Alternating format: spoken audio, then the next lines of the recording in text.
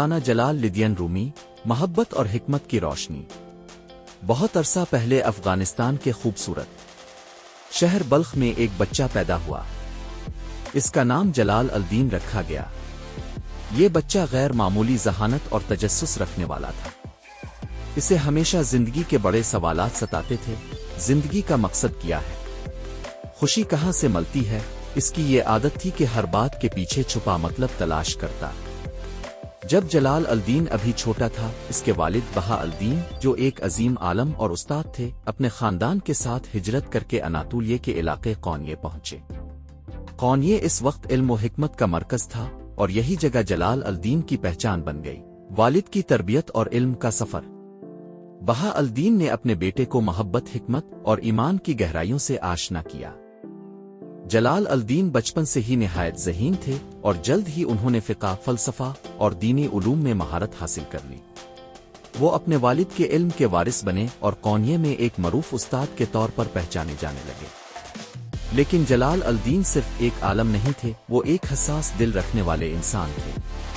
وہ لوگوں کی کہانیوں کو غور سے سنتے، ان کے مسائل کو سمجھتے اور ان کے دلوں میں امید کی کرن جگاتے۔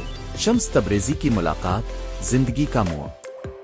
رومی کی زندگی میں سب سے بڑی تبدیلی اس وقت آئی جب ان کی ملاقات ایک حیرت انگیز درویش شمس تبریزی سے ہوئی۔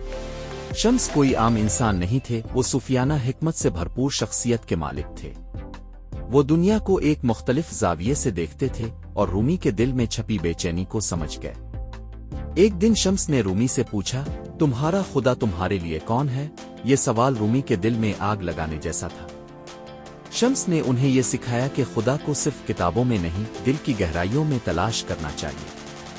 شمس کے ساتھ گزرا ہوا ہر لمحہ رومی کے لیے ایک نیا سبق تھا۔ وہ محبت کو ایک روحانی طاقت سمجھتے تھے جو انسان کو خدا کے قریب کرتی ہے۔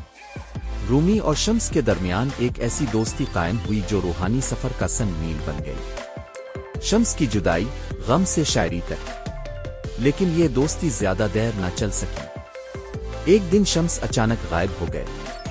کچھ لوگوں کا کہنا تھا کہ انہیں قتل کر دیا گیا، جبکہ کچھ مانتے ہیں کہ وہ خود ہی گوشہ نشین ہو گئے۔ شمس کی جدائی نے رومی کو گہرے غم میں مبتلا کر دیا، لیکن اسی غم نے ان کی زندگی کا سب سے بڑا خزانہ، ان کی شاعری کو جنم دیا۔ رومی نے اپنے دکھ اور محبت کو الفاظ کا روپ دیا۔ ان کے اشعار میں ایک عجیب جادو تھا جو دلوں کو چھو لیتا تھا۔ انہوں نے محبت، خدا کی قربت اور انسان کے اندر چھپی روشنی کے بارے میں ایسے الفاظ کہے جو آج بھی لوگوں کو متاثر کرتے ہیں۔